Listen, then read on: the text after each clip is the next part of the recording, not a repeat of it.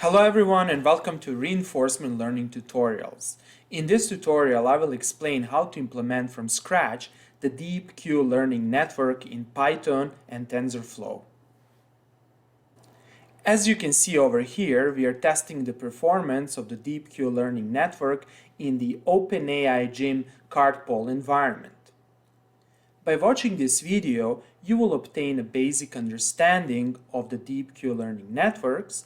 Then, you will also learn how to implement Deep Q Learning networks in Python. And finally, you will learn how to test the performance of Deep Q Learning networks by using the Cart-Pole OpenAI Gym environment.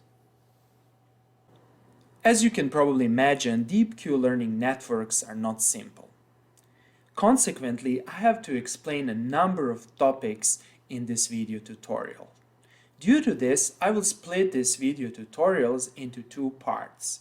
In the first part, I will talk about basic concepts of Deep Q Learning networks.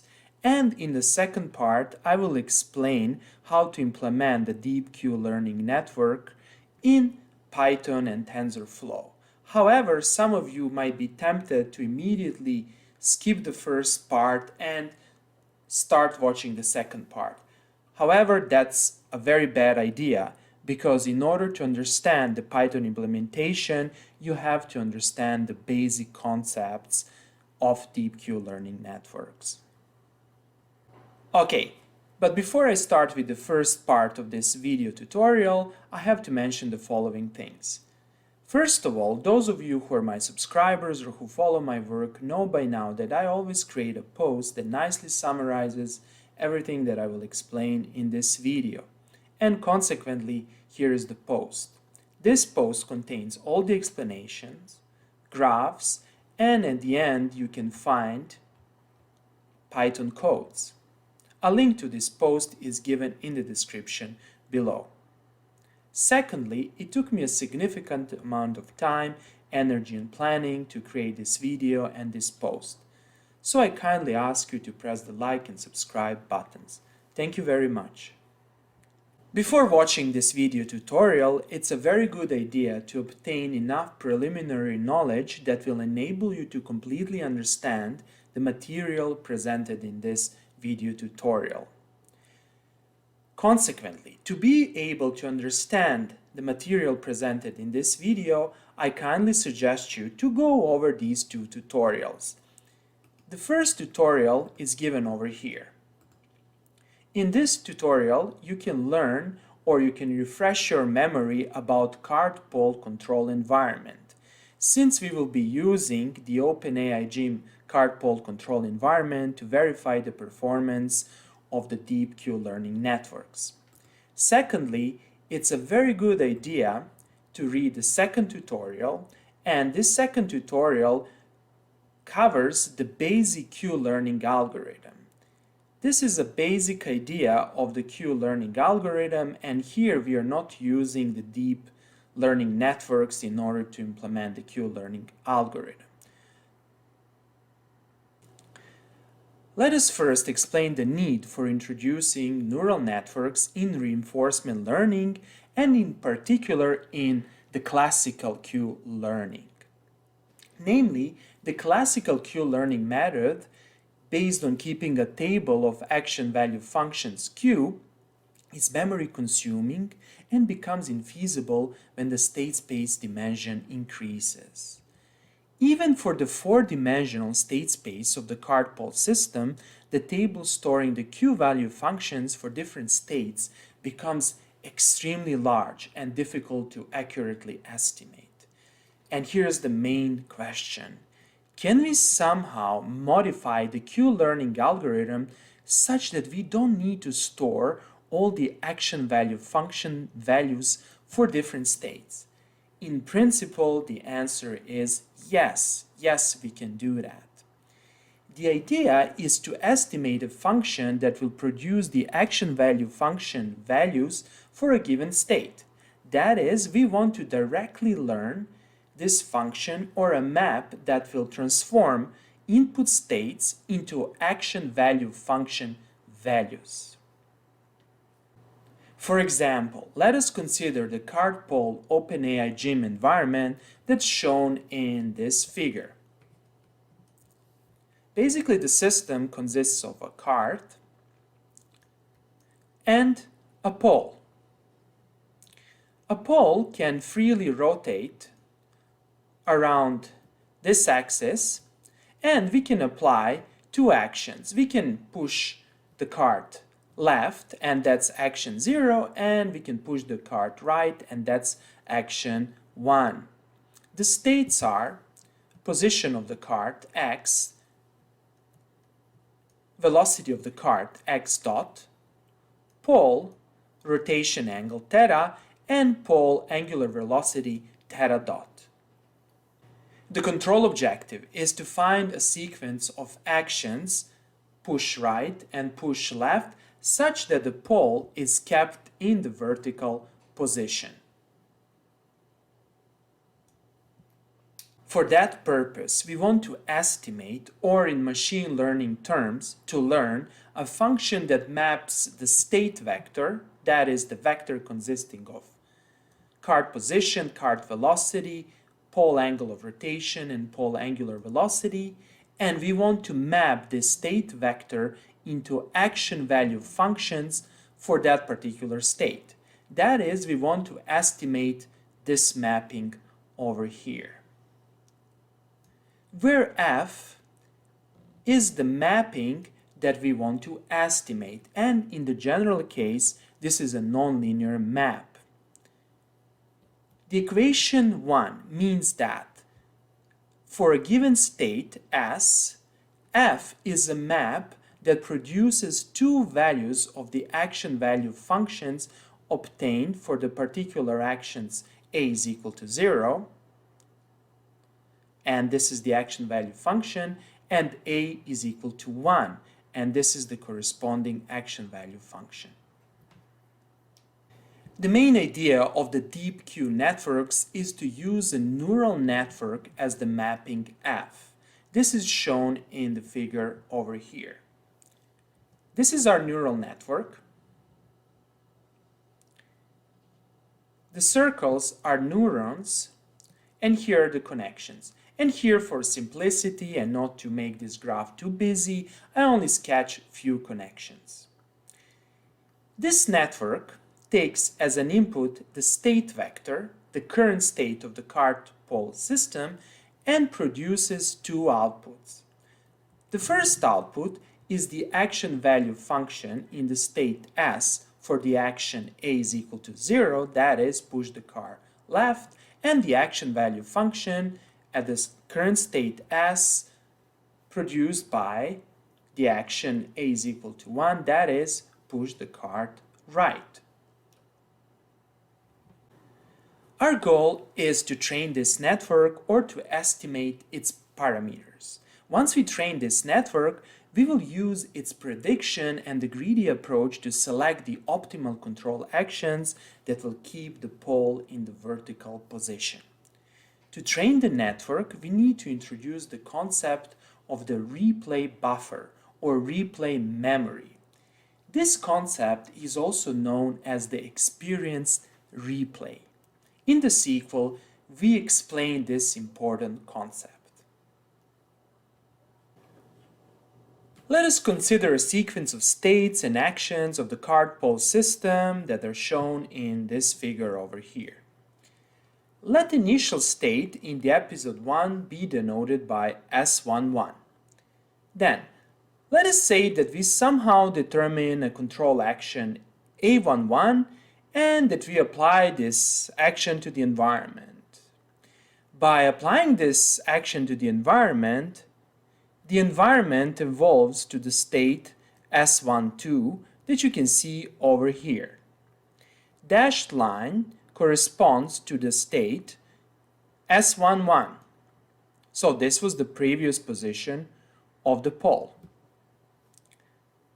Then we evolve to the state S12. At the state S12, we compute the action A12 and we apply this action to the environment. As the result, the system evolves to the state S13. We repeat this procedure until the end of the episode. Let us say that the episode has n1 time steps. Then the terminal state is denoted S1 n1. After completing the first episode, we start the second episode. Let the initial state of the second episode be denoted by S21. Then we compute the action A21 and we apply it to the environment. This action produces the reward R21 and the environment evolves to the state S22. Then in the state S22 we repeat this procedure until we reach the terminal state of the second episode, and the terminal state is denoted by S2 and 2. That is, we assume that the episode 2 has n2 time steps. In the third, fourth, fifth, etc. episodes, we repeat the same procedure. We store the obtained data in a replay buffer that's illustrated in the figure that you can see over here. This figure illustrates the replay buffer. So let us analyze this structure. The replay buffer is basically a queue data structure consisting of a series of tuples. Here is a tuple. The tuple has 1, 2, 3, 4, 5 entries. The first entry is the current state. In our case, it's S11. The second entry is action computed in the current state, that is A11.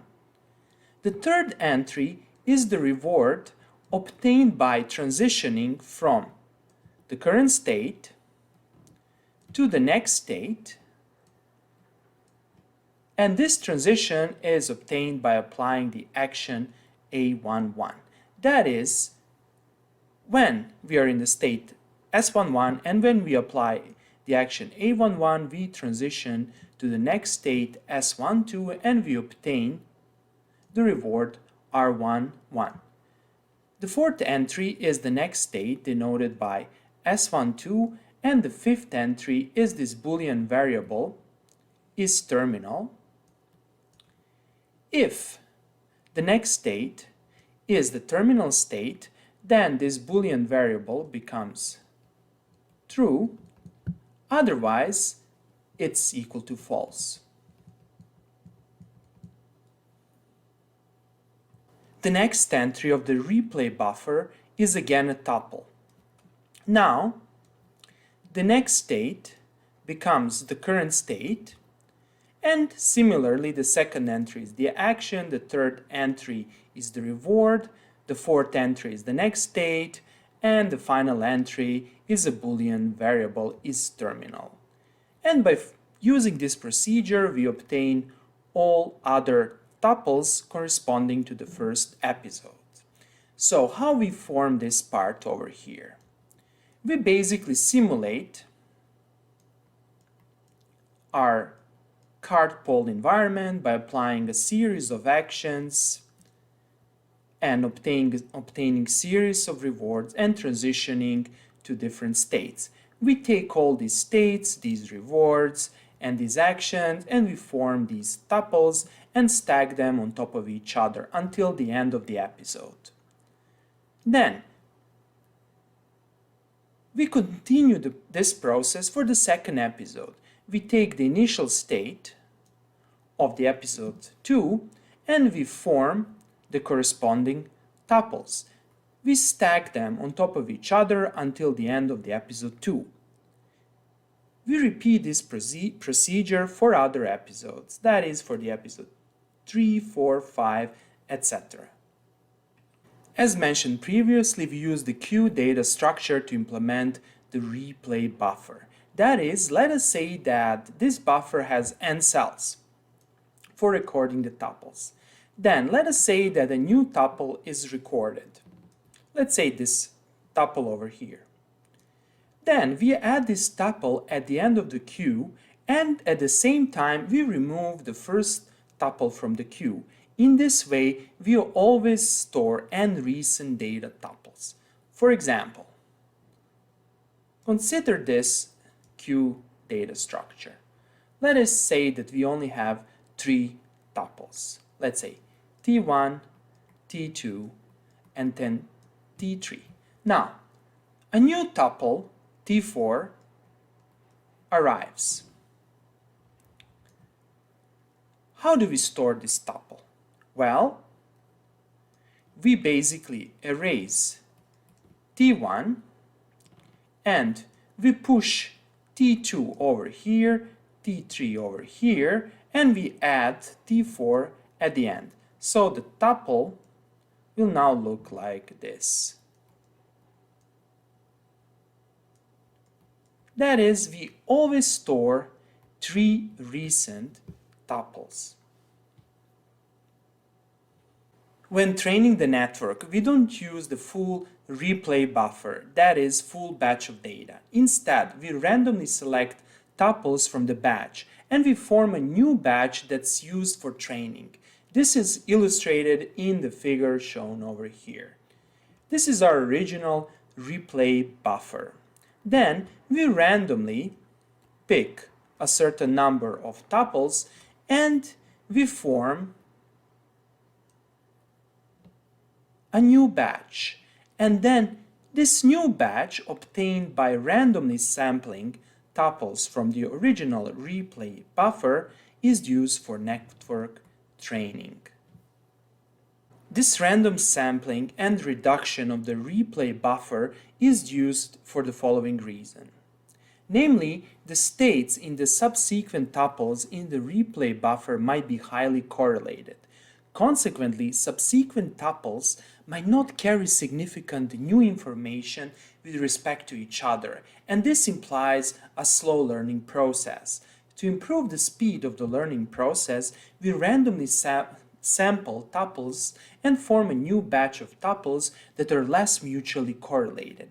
In this way, we speed up the learning process, that is, we speed up the convergence of the optimization algorithm. Then, while training the Q-learning model, we actually have 2 networks. The first network is the online network. This is the network that we constantly update during the training process.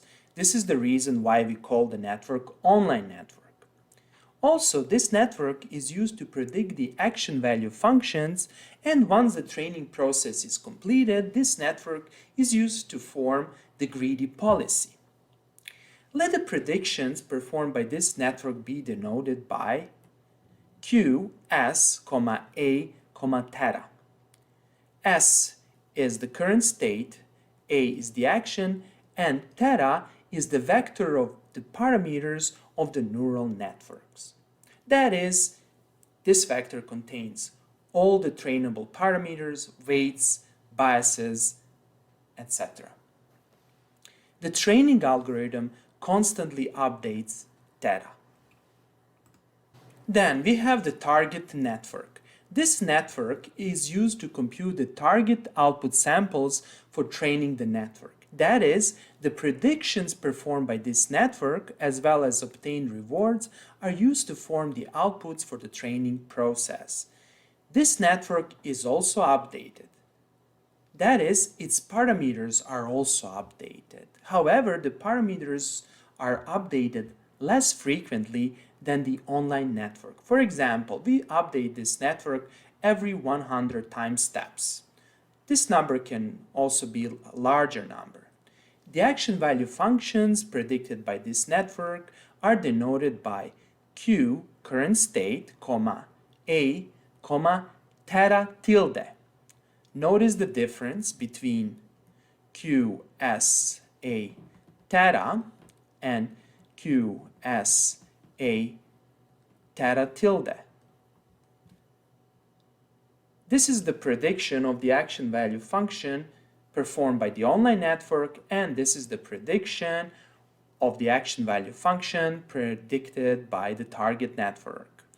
That is, theta is a set of parameters of the online network, and theta tilde is a set of parameters of the target network. At the beginning of the training process, we set theta tilde and assign the values from theta. That is, both online and target networks are the same. Then, after a certain number of steps, for example, after 100 or more time steps, we again copy the parameters from theta to theta tilde. That is, we copy the online network to the target network. Now that we have a basic understanding of the target and online networks, we need to define the cost function. We aim at minimizing this cost function over here. It's basically a mean squared error between yi and predictions performed by the online network. Yi are target values, and these are the real numbers that are computed.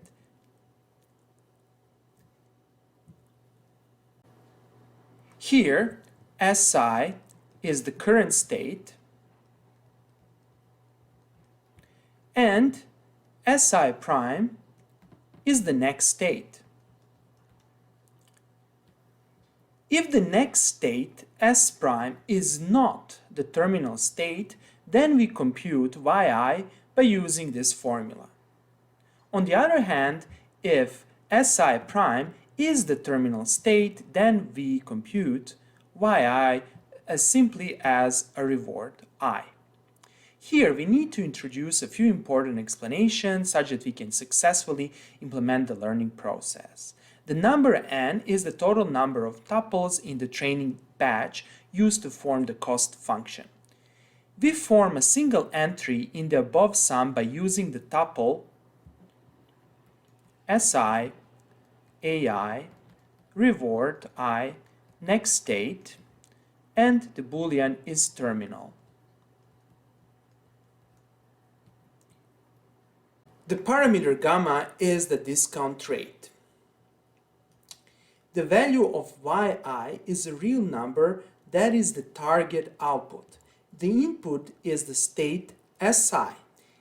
If the next state, Si prime, is not a terminal state, then we compute yi by using this formula over here. And I will explain this formula in more details.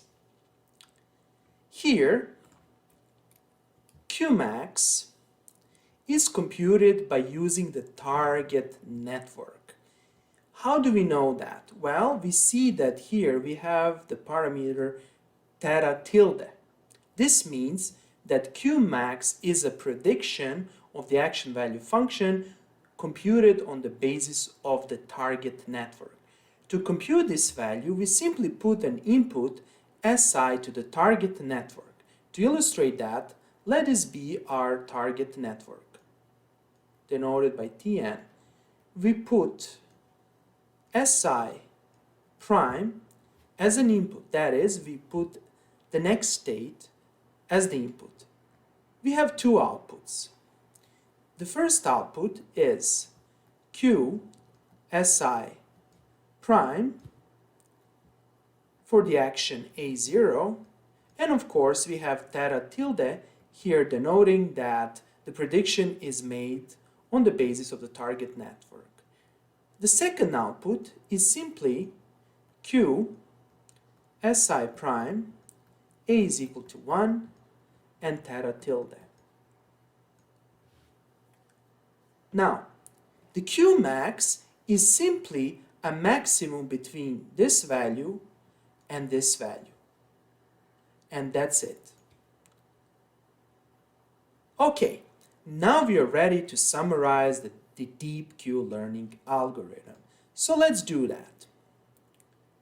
First, we need to explain the main preliminary steps.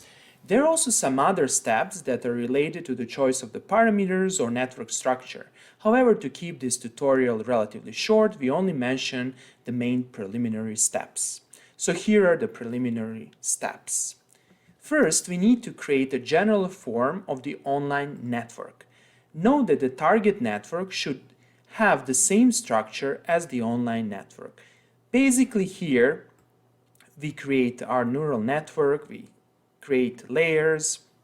In every layer, we place a certain number of nodes, we set activation function, etc. Then, we initialize the vectors of parameters of the online network. This is a very difficult and challenging problem in deep learning, and I'm not going to comment on this selection since I want to keep this video relatively short. However, you can, for example, use random assignment. However, the random assignment might not be the most optimal one. However, in my Python code, I use random assignment. Then we set theta to theta tilde. That is, we copy the parameters from the online network to the target network. So initially, both the target and online network are identical. Now we are ready to summarize the deep Q learning algorithm. We select a relatively large number of training episodes and we loop through these training episodes. In every training episode, we perform these steps. In step number 1, we initialize the environment and observe the initial state. Our environment starts from an initial state that's illustrated over here. We denote this initial state by S. Then, this is the episode E1, and we loop through the time steps of this episode until we reach the terminal state. For example, a terminal state can correspond to the pole in this position. To repeat, in step 2, we loop through the time steps of the current episode. And this step consists of several sub-steps that are denoted by step 2.1, step 2.2, step 2.3, and step 2.4. In the step 2.1, we are in the current state. We select the control action A by using the epsilon greedy approach.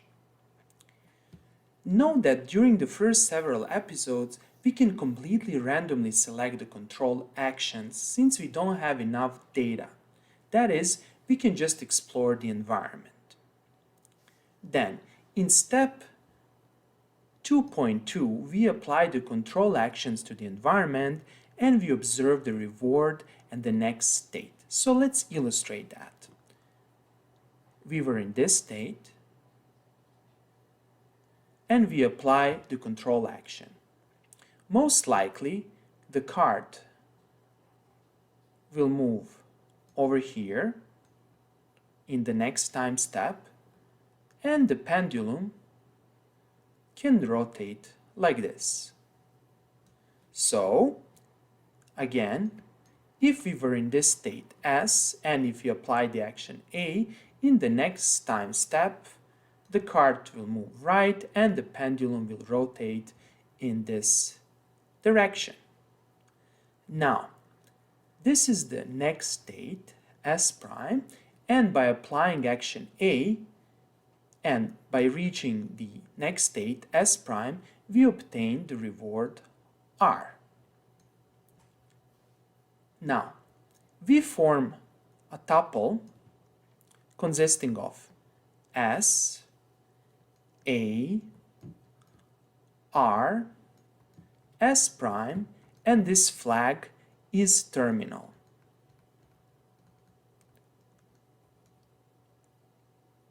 If the terminal state is actually the next state, then this Boolean flag will be true, otherwise it's false. Next, we take this tuple and we add it to the replay buffer. Let this tuple be denoted by T1.